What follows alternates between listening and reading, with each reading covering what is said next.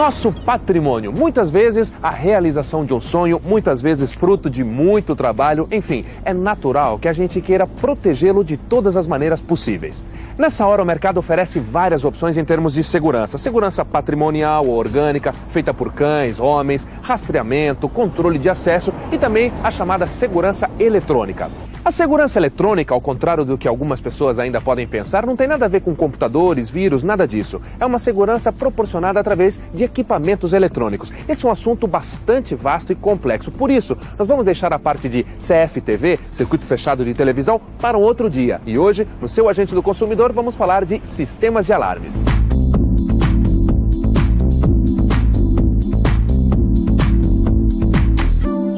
O principal objetivo de um sistema de alarmes, como de aliás quase todos os sistemas de segurança, é inibir a ação do bandido, ou seja, prevenir e não remediar. Mas se surgir aí um imprevisto, ele passa a ter a função do quê? De comunicar o que e aonde está acontecendo alguma coisa de errado. E aí que entram os equipamentos eletrônicos que eu já comentei com você. Vamos dar uma olhada melhor neles?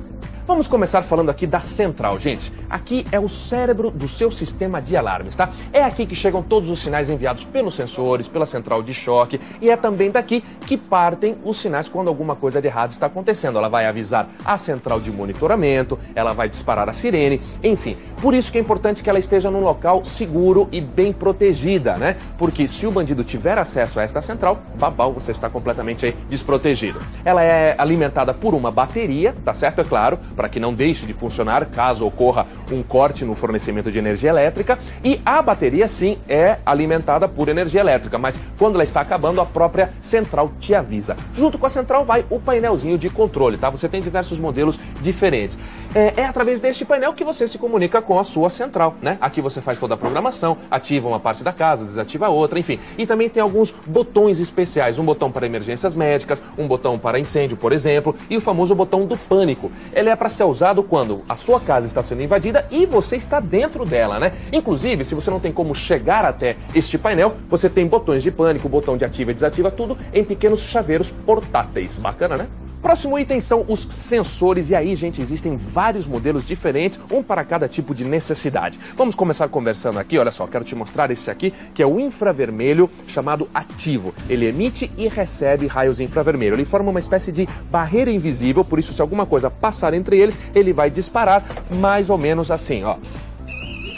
Legal, né? Por isso ele é ideal para áreas externas, muros, cercas, grades, tá certo? Inclusive, existem diferentes tamanhos para diferentes distâncias. Muito bem. Depois você tem o sensor infravermelho passivo, tá certo? Ele só vai receber aí as informações. Ele vai detectar o movimento através do calor. Esse aqui é o mais comum, eu tenho certeza que você já viu vários destes por aí. Ele é bastante eficaz, mas ao mesmo tempo ele pode ser acionado por uma cortina que balança ou um quadro que cai, tá certo? Por isso eles já inventaram outra tecnologia, que é o chamado dual. Aqui é infravermelho e também micro-ondas. Ele vai detectar movimento e calor, tá certo? Ou seja, ele não vai disparar por qualquer motivo. É bem interessante. Inclusive, também existem esses outros que se chamam Pet Immunity. Ou seja, se for um animal doméstico que tiver acionado, ativado, aí ele não vai disparar. Ele é capaz de reconhecer a diferença entre um calor, né, e o movimento gerado por um ser humano e por um animal. Inclusive, existem para aí diferentes tamanhos de animais. Muito interessante. Depois você tem os sensores magnéticos para abertura de janelas, portas, etc. Isso aqui é para a porta de comércio, você tem esse daqui para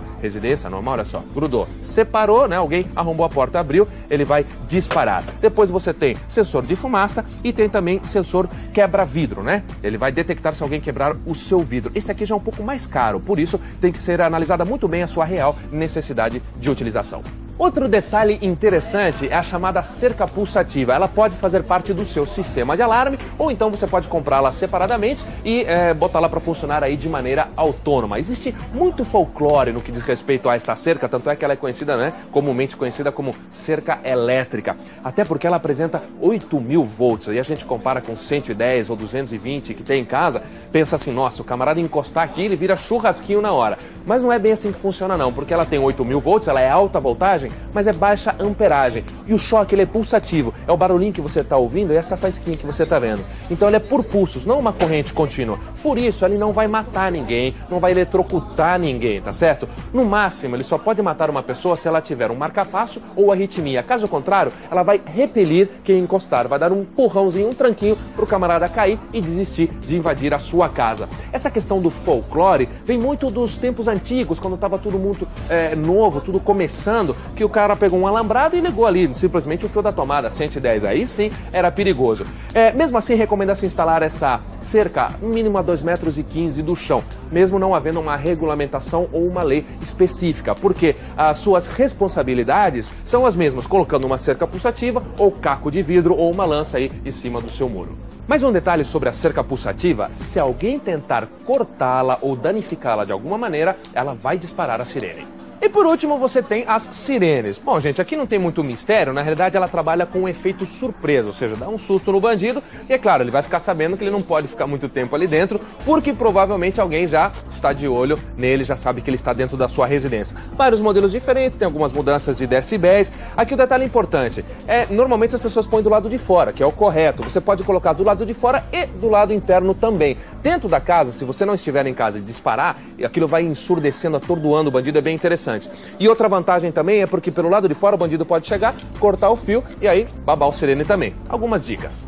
Bom, além desses equipamentos que eu te mostrei e vários outros, é claro, para que você se sinta realmente seguro, você pode contar aí com os serviços de uma central de monitoramento. Vamos conhecer um pouco mais? Bom, gente, esse aqui é um exemplo de uma central de monitoramento, tá? Se você contratou esse serviço, esse pessoal ficaria de olho na sua casa, no seu patrimônio, 24 horas por dia. Inclusive, eles têm condições de saber não só quando alguém invade, mas também por onde essa pessoa invadiu, se ele está se movimentando ali dentro, tá legal? Estas empresas oferecem a você diferentes tipos de serviços, dos mais simples aos mais sofisticados. O mais simples seria assim: no caso de uma ocorrência, eles ligam para a polícia, ligam para você e tá tudo acabado. Depois eles podem te oferecer ronda, pronta resposta, que é, no caso de uma ocorrência, eles enviam uma viatura lá, ver o que está acontecendo. Depois eles podem te oferecer relatórios, enfim, você vai escolher aquele que melhor atenda às suas necessidades, tá legal? Só que é o seguinte, uma coisa importantíssima: independente da sua escolha, faça testes periódicos para saber se está tudo funcionando. Aparelho eletrônico, né, pode pifar por qualquer coisa, por qualquer motivo, não é verdade? E é importante que você confie na empresa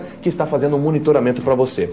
Outras dicas para que você escolha a melhor empresa: verifique o tempo que ela tem no mercado, né? Qual é o conceito que ela tem, que reputação ela tem no mercado, isso é bastante importante. Se ela tem os carros identificados, o pessoal uniformizado. Aliás, é o seguinte, vigilante não é polícia, tá? Ele não tem poder de polícia, não anda armado e no caso de uma emergência, se você não está presente no local, ele não tem como entrar lá dentro, porque seria uma violação aí da sua propriedade. Aqui no Brasil é mais comum e mais recomendável contar com uma empresa de monitoramento, tá? Como é que funcionam aí as relações comerciais? Você pode simplesmente comprar o seu equipamento e mais nada. Você pode comprar o seu equipamento num local e contratar o serviço de monitoramento em outro local. Ou o mais comum, que é comprar o equipamento e contratar o serviço, tudo numa mesma empresa. Você deve trabalhar sempre em cima de um projeto de segurança feito especialmente para você. Inclusive, algumas empresas fazem esse projeto sem custo nenhum. Infelizmente, a maioria das pessoas deixa para se preocupar com a questão da segurança depois que ela já foi assaltada, ou então que sofreu uma tentativa de assalto, ou então que os seus vizinhos estão tendo esse tipo de problema. Tudo bem, o bandido, uma vez que visitou um local, a tendência é que ele queira voltar ali, só que também já pode ser tarde demais, não é verdade? Por isso, é importante a correta utilização dos equipamentos por parte do proprietário. E eu digo isso porque tem muita gente que investe muito dinheiro em sistemas de segurança e depois nem sequer sabe ligá-los, não usa, não aciona. Tá? Muito bem, então, não se esqueça, segurança é uma questão de atitude e prevenção é uma questão de inteligência. Se você quiser rever esta ou outras matérias, acesse www.shoptour.com.br. Se você quiser mandar uma sugestão de assunto para o seu agente do consumidor, também fique à vontade. O e-mail é agentedoconsumidor@shoptour.com.br. Até!